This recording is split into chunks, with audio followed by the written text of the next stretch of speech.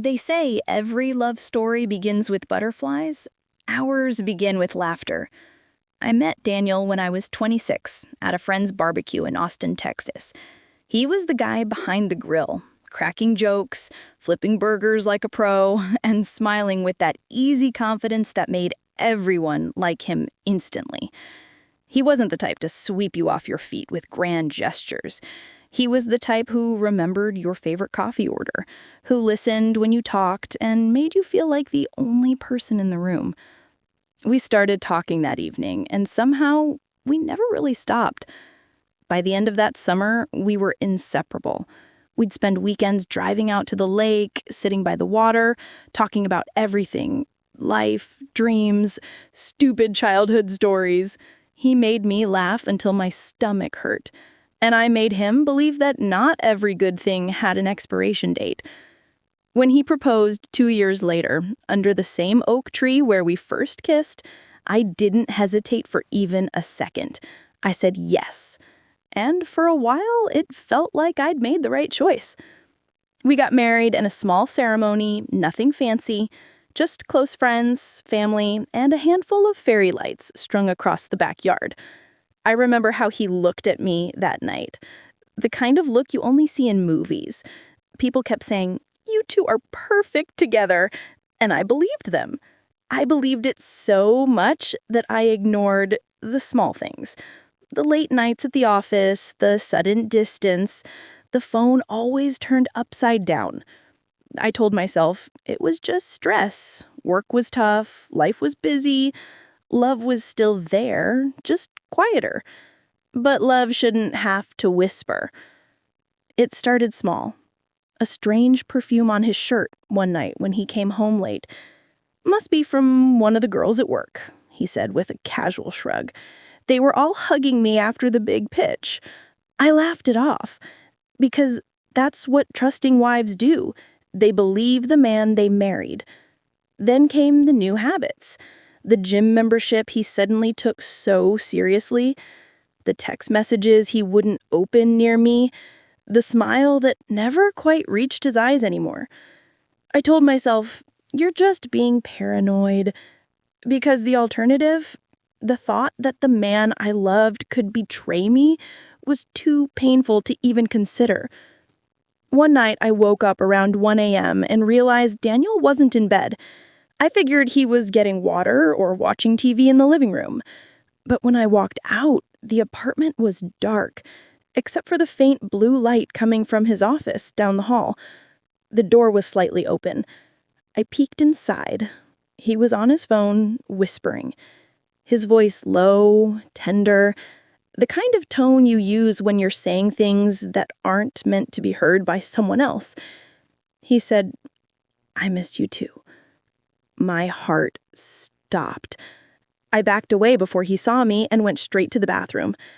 I sat there on the cold tile floor, my body trembling, my mind refusing to process what my heart already knew. When he came back to bed 20 minutes later, I pretended to be asleep.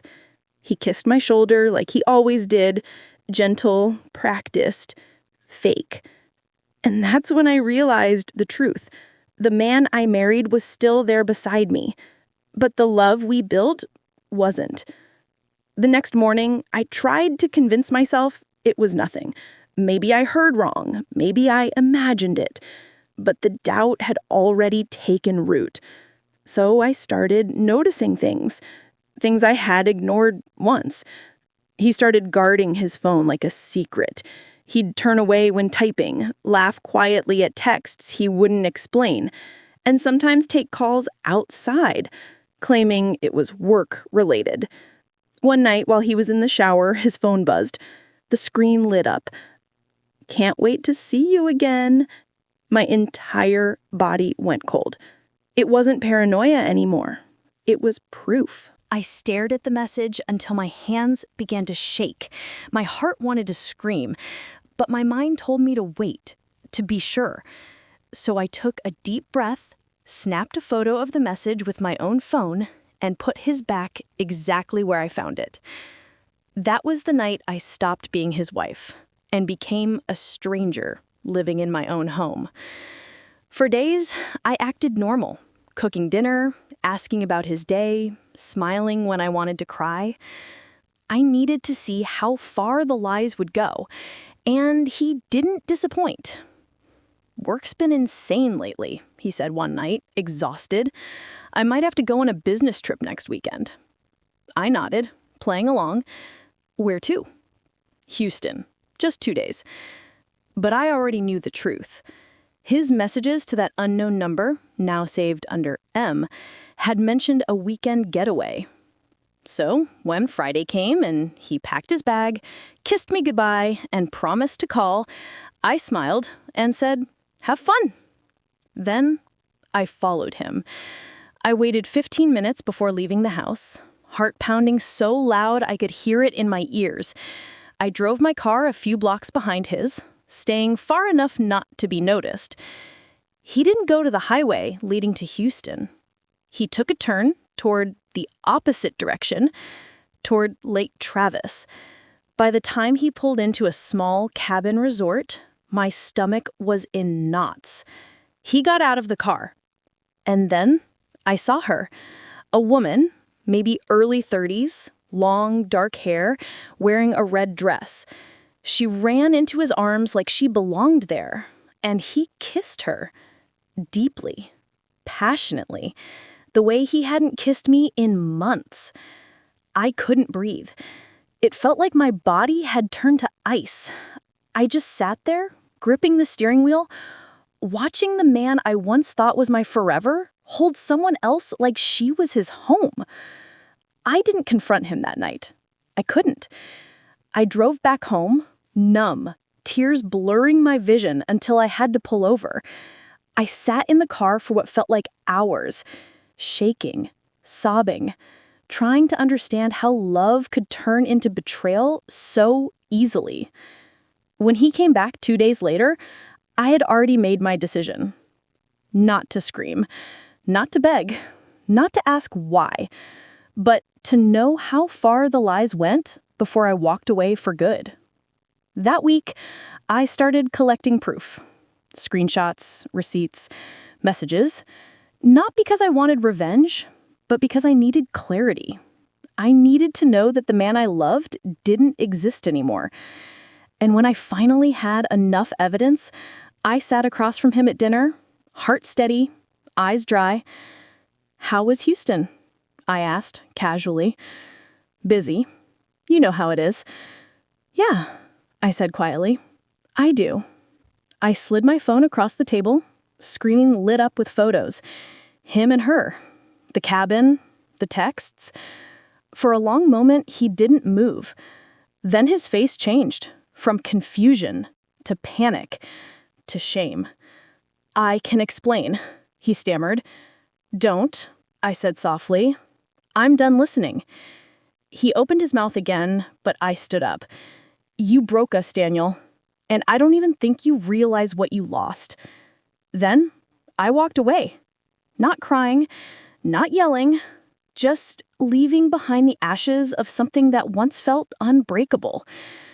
That night, I slept for the first time in months, alone, and it didn't feel empty. It felt free. But deep down, I knew this wasn't the end. Because healing doesn't start when you walk away. It starts when you stop looking back. The morning after I left, Daniel felt strangely quiet. No alarm, no clinking of his coffee mug, no familiar footsteps walking across the hardwood floor. Just silence. And for the first time in years, that silence wasn't comforting. It was heavy. Thick with all the things I never thought I'd have to feel again. Betrayal, confusion, loneliness. I sat on the edge of the bed we once shared, looking at the dent in the pillow where his head used to rest. It was crazy how something so simple, a pillow, could make your chest ache like someone had punched a hole through it. I'd packed his things the night before. Folded shirts, ties, even the stupid blue hoodie he never let me borrow. They sat in boxes by the door, waiting for him to pick them up.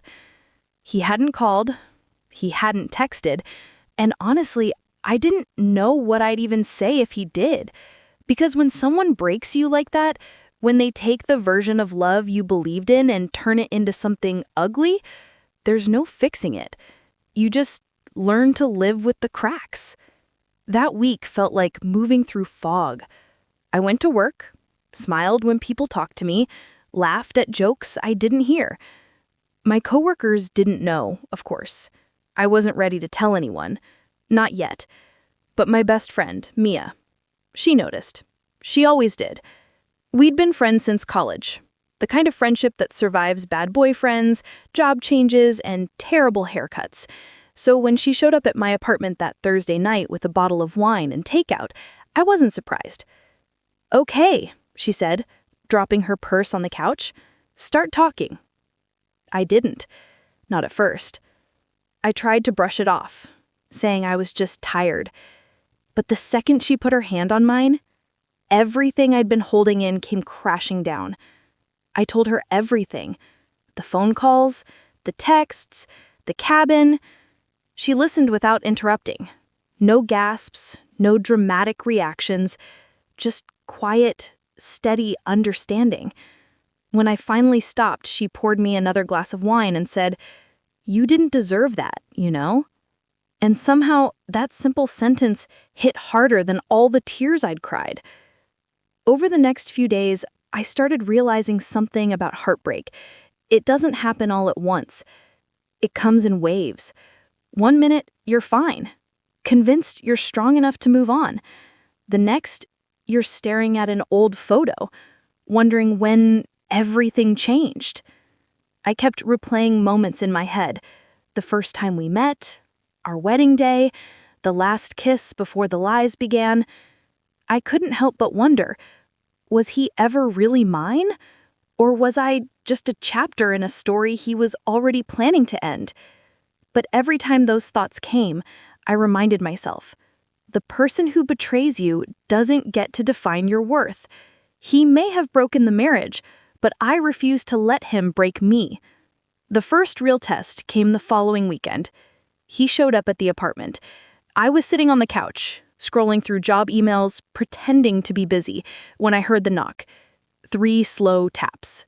The same rhythm he used to use when he forgot his keys. For a moment, I considered not answering. But closure doesn't come from running away. So, I opened the door. He looked tired, dark circles under his eyes, hair a mess. He wasn't wearing his wedding ring. "Can we talk?" he asked softly. I stepped aside without saying a word. He sat down on the couch, staring at his hands. I stayed standing. "I'm sorry," he started. "I know that doesn't fix anything, but—" "You're right," I cut in. "It doesn't." He swallowed hard, eyes wet. "I don't even know why I did it. She just made me feel like someone else, someone I wasn't getting to be anymore." That line, "she made me feel like someone else," burned through me like acid. "So what was I then, Daniel?" I asked quietly. "The life you wanted to escape from?" He looked up, and for the first time I saw guilt. Real, raw guilt.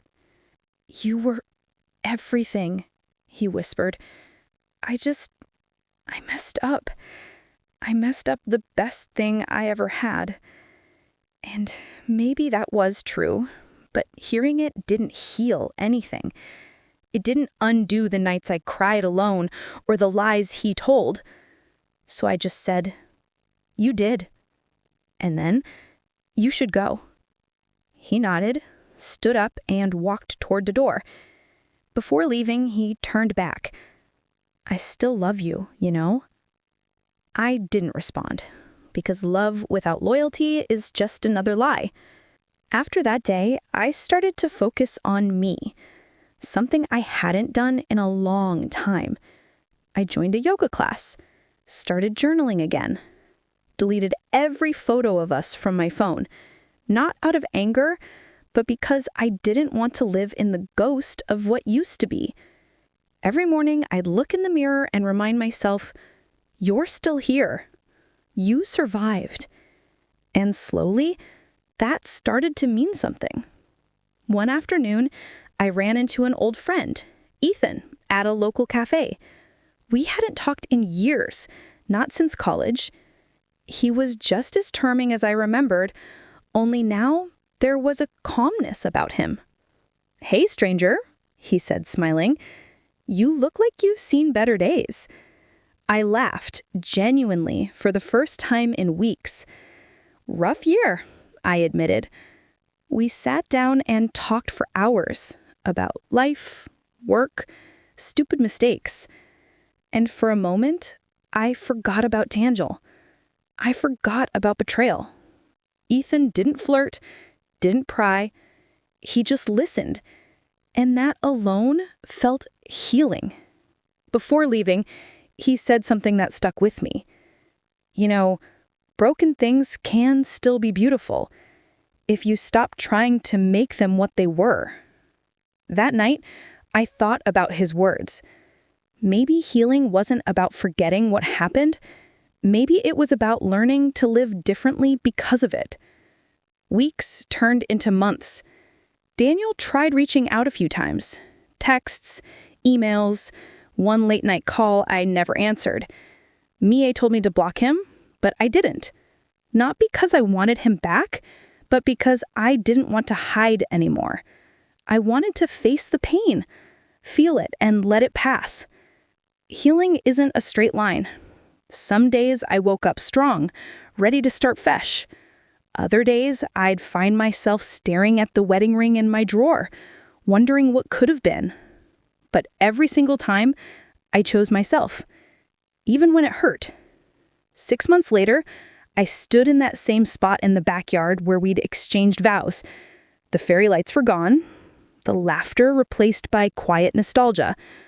I held our wedding photo, the one where we looked so happy, and whispered, "Thank you for teaching me what love isn't." And then I placed it gently into the fire pit, watching the edges curl, the colors fade, until all that was left was ash. It's strange how silence changes its meaning over time. Months ago, silence felt like a punishment, an echo of everything Daniel had taken away from me. But now it felt like peace, a quiet I had earned. My apartment didn't feel empty anymore. It felt like mine.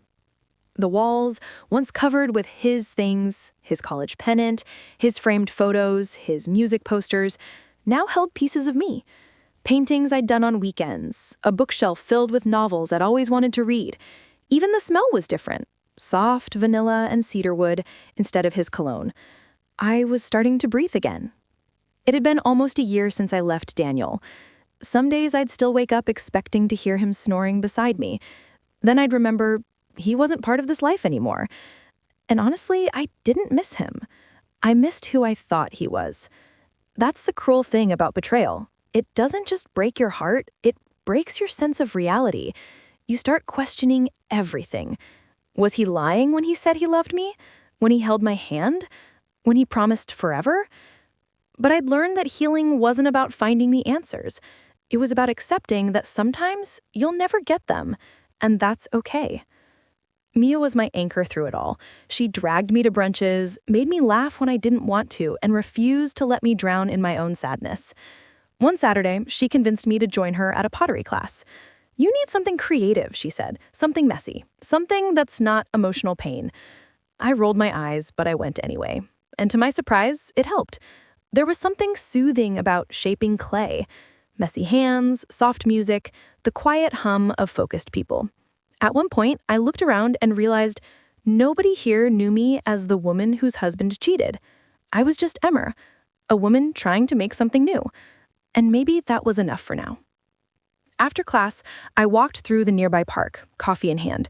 It was one of those crisp fall days when everything feels both beautiful and a little sad. Orange leaves, kids laughing, dogs running free. That's when I saw her, sitting on a bench near the fountain. Dark hair, red coat, laughing at something on her phone. My chest tightened. I knew that face. It was her, the woman from the cabin. For a moment, I froze. The air left my lungs. I could have walked away, maybe I should have, but after everything I survived, I couldn't just pretend she didn't exist. So I walked over. She looked up as I stopped in front of her, confusion flashing across her face. Do you don't know me, I said quietly, but you should. Her eyes widened and I saw it. Recognition. You're, she whispered. His wife, I finished. A long silence stretched between us, the kind that says more than words ever could. She swallowed hard. I didn't know at first, she said. He told me you were separated. I swear I wouldn't have. I know, I said. You probably believed everything he told you. I did too, once. Her expression softened, guilt flickering in her eyes. He hurt me too, you know? After you left, he kept saying he was going to change, but he didn't. I let out a bitter laugh. Of course he didn't. We sat there for a minute. Two women who should have hated each other, but somehow didn't, because we'd both been lied to by the same man. I'm sorry, she said finally, her voice trembling. For what it's worth, I really am. I nodded. It's worth more than you think. Then I stood up, took a deep breath, and walked away. Not angry, not bitter, just Done. That night, I wrote in my journal, closure doesn't always come from an apology. Sometimes it comes from realizing you don't need one. And I slept better than I had in months. A few weeks later, Ethan, the college friend I'd run into, invited me to a small art exhibit downtown. No pressure, he said. Just good music, bad wine, and decent art. I hesitated. I wasn't sure if I was ready to be around someone who might actually see me again. But something in his voice felt safe. So I went. The gallery was dimly lit, filled with soft chatter and slow jazz. I didn't know anyone except him, but it didn't matter. We moved through the space easily, talking about everything. Art, books, life, even stupid TikTok trends. For the first time, being around a man didn't feel like walking on glass. At one point, I caught him watching me while I was laughing at something. What? I asked, smiling. Nothing, he said. You just seem lighter. That word, lighter, stayed with me all night. Because I was. After the exhibit, we grabbed dinner at a diner nearby. It wasn't a date, not officially, but it felt different. Comfortable. Warm. He asked about my marriage, and I told him the truth. Not the dramatic version, not the sanitized version. Just the real one. When I finished, he was quiet for a moment. Then he said, you know, you didn't fail. You just gave your love to someone who didn't deserve it. Over the next few months, Ethan and I stayed in touch. Texting, meeting for coffee, sharing playlists. There was no rush, no pressure. And for once, I didn't feel like I was auditioning for someone's affection. He didn't try to fix me. He just made space for me to exist. That's when I realized something. Healing isn't about forgetting who hurt you. It's about remembering who you are without them. One Sunday morning, I got a text from Daniel. I heard you're seeing someone. My stomach twisted, but not from pain, from disbelief. After everything he'd done, he still thought he had a say in my life. I typed and deleted a dozen replies before finally sending one sentence. You lost the right to care the day you chose her. He never responded. And just like that, it was over. For real this time. By spring, my life felt different. Lighter. Softer. Not perfect, but mine. I'd learned to enjoy my own company, to find beauty in quiet mornings, to trust the rhythm of my own heart again. And when I looked in the mirror, I didn't see the broken woman Daniel left behind. I saw someone who survived. Someone who learned that love isn't about who stays. It's about who shows up even when everything falls apart. A year after the divorce was finalized, I visited the lake where I'd first caught him cheating, the same place that once shattered me. This time, I stood there alone, watching the sun set over the water. The pain was still there, faint, distant, but it no longer owned me.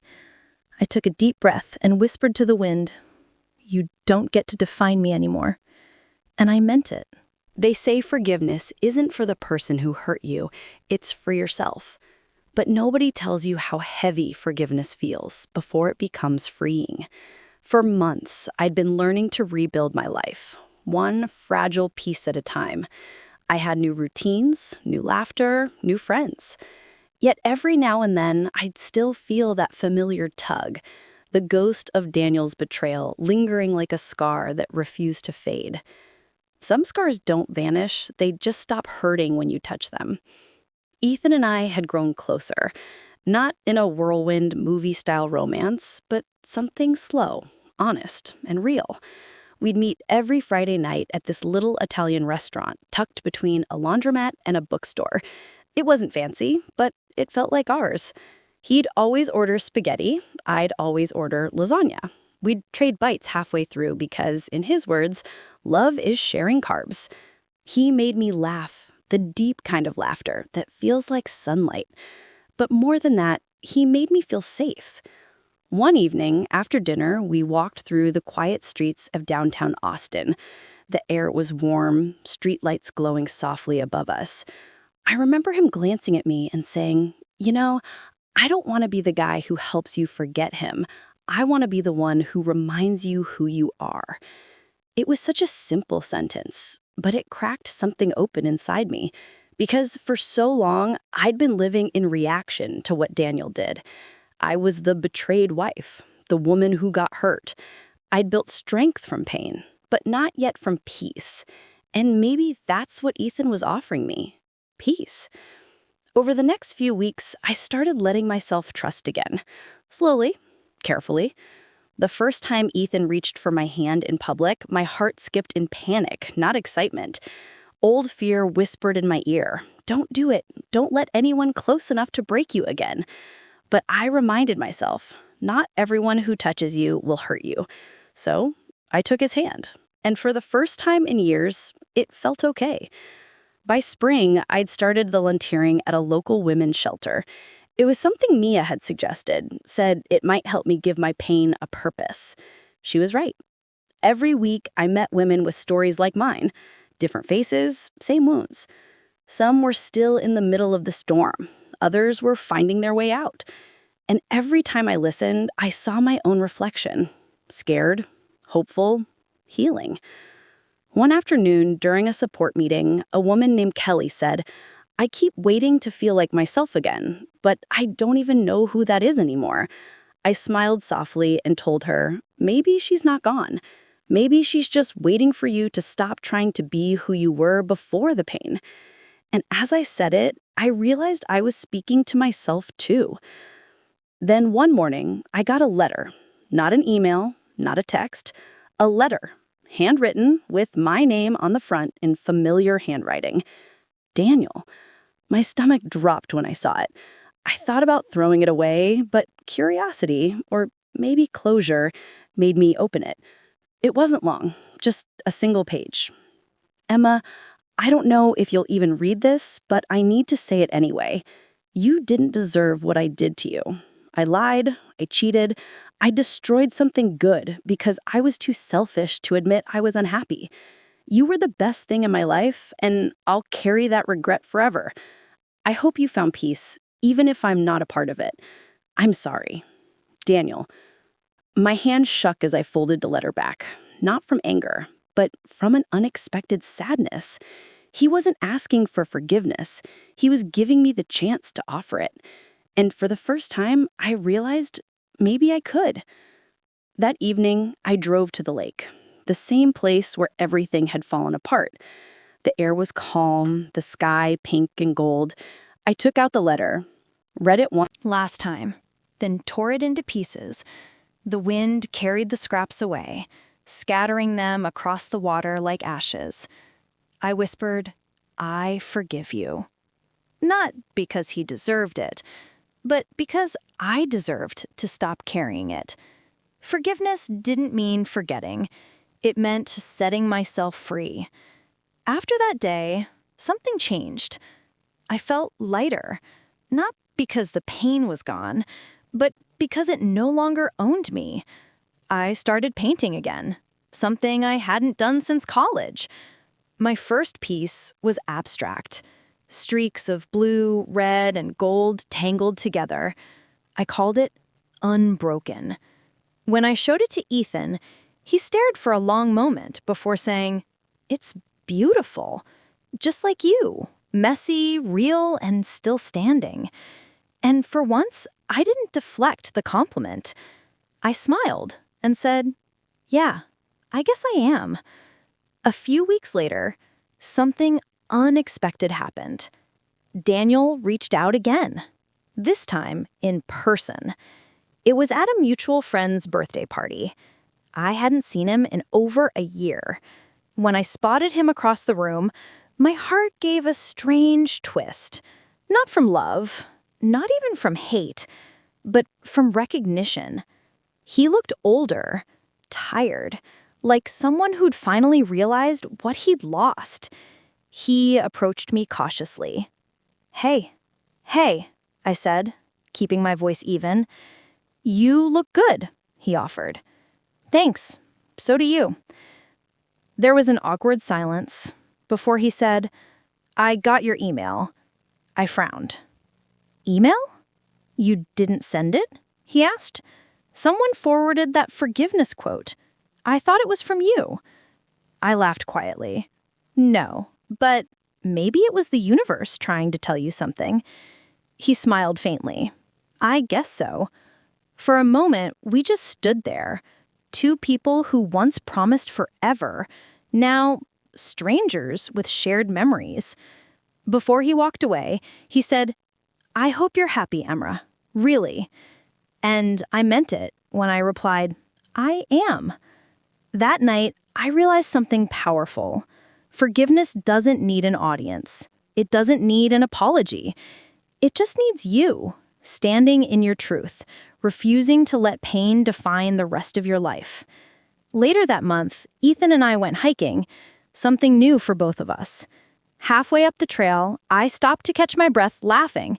"You didn't tell me this was a cardio test." He grinned. "You're doing great. Come on, just a little higher. There's a view worth every step." When we finally reached the top, I understood what he meant.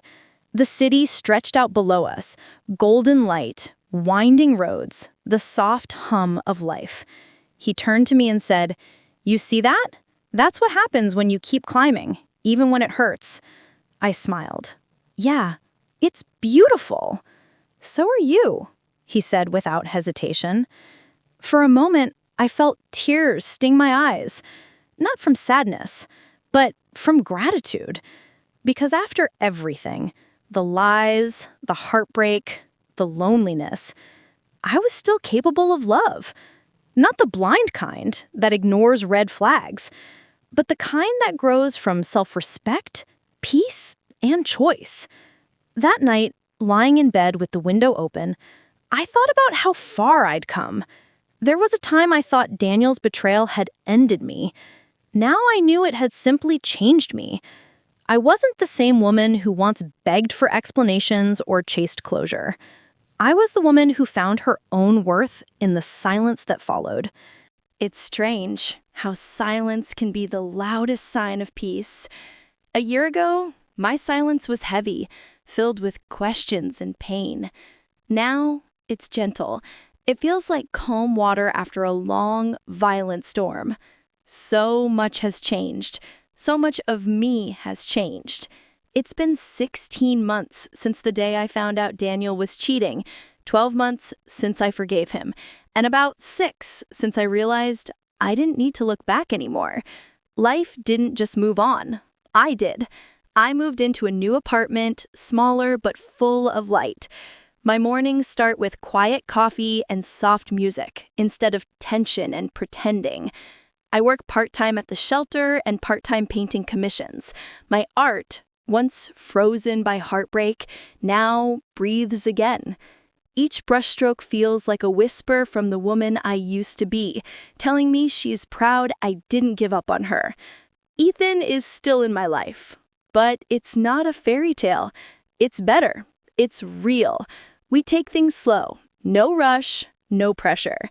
Sometimes we go days without talking because we're both building our own worlds. And when we meet again, it's not because we need each other, it's because we want to. That's what I learned about love. The healthiest kind isn't born from desperation. It grows from peace. One Saturday morning, while painting by my balcony, my phone buzzed. It was Mia. "Guess who's back on social media?" she said in that mischievous tone. I sighed, already guessing. Daniel? Yep. And guess what? He's engaged again. To her. For a moment, I didn't say anything. Not because I was shocked, but because I wasn't. Good for them. Seriously? That's it? Yeah, that's it. And I meant it. The anger that used to burn through my veins was gone. The jealousy, the bitterness, the ache, all replaced by quiet indifference. Because that chapter was closed, and I wasn't the same character anymore. That evening, I took a long walk around the lake, the same lake where I once cried until my heart went numb. Now, it was peaceful. Ducks glided across the water, kids laughed on bikes, and the sunset painted everything in gold. As I walked, I thought about the woman I had been, the one who begged for answers, who stayed up at night replaying lies, who thought love meant forgiving everything. I wanted to tell her that she'd make it, that one day she'd walk the same path and smile instead of sob, that her pain would become her power. But more than that, I wanted to thank her, because she never gave up, even when it hurt, even when it seemed pointless. A week later, I hosted my first art exhibit, Healing in Color. Every painting represented a stage of my journey. Cracks, the pain, ashes, the loss, unbroken, forgiveness, light again, rebirth. In her eyes and said, "Your art made me feel less alone." I realized that was my closure. Not revenge, not getting even, but turning my pain into something that helped someone else breathe easier. A few days after the exhibit, Ethan surprised me with a short trip. "Just a weekend getaway," he said, grinning. We drove out to a cabin near the mountains, quiet, tucked away, surrounded by pine trees and endless sky. The first night there, sitting by the fire, he looked at me and said, "You know, you've changed a lot since the day I met you." I smiled, teasing, "Hopefully for the better?" "Definitely for the better," he said softly. "You carry light now. Even when you talk about the past, it doesn't break you anymore." I stared into the flames, thinking about that. "I used to think healing meant forgetting," I said. "But now I think it means remembering without hurting." He reached for my hand, not as a rescue, but as a connection. "You're the strongest woman I've ever met, Emma." And for once, I didn't argue. I believed him. The next morning, I woke early to watch the sunrise. It was cold, and the air smelled like pine and hope. The sky turned from dark purple to soft pink to gold, and I realized I wasn't just watching a sunrise. I was living one. The sun rose, and with it, a quiet truth settled in my heart. I didn't just survive betrayal. I grew from it. I learned that heartbreak doesn't define you, it refines you. It burns away the illusion so the truth can shine. Who you are, what you deserve, what love should feel like. Months later, I got a letter in the mail from a publisher who had seen my exhibit. They wanted to feature my paintings in a book about emotional recovery through art. The title they suggested? Unbroken. I laughed when I read it. Life has a funny way of closing circles. That word, once a painting, once a prayer, had become my truth. I wasn't broken anymore. I was whole, wiser, and free. On the anniversary of the day I walked out of my marriage, I didn't cry. I didn't look back at photos or read old messages. Instead, I stood in front of a mirror, took a deep breath, and whispered, "Thank you for choosing yourself." And I meant it. Every tear, every scar, every sleepless night, all of it had led me here. That night, Ethan joined me for dinner. We didn't talk about the past. We talked about travel, art, food, and dreams. The small, beautiful things that make life worth living. As the evening ended, he looked at me with that familiar, gentle smile and said, "Do you think you'll ever get married again?" I thought for a moment and replied, "Maybe. But if I do, it won't be because I need someone. It'll be because I choose someone, freely, completely, and without fear." He smiled. then I hope I'm lucky enough to be that choice. And in that moment, with the sound of rain against the window and warmth in my chest, I realized something beautiful. I wasn't chasing love.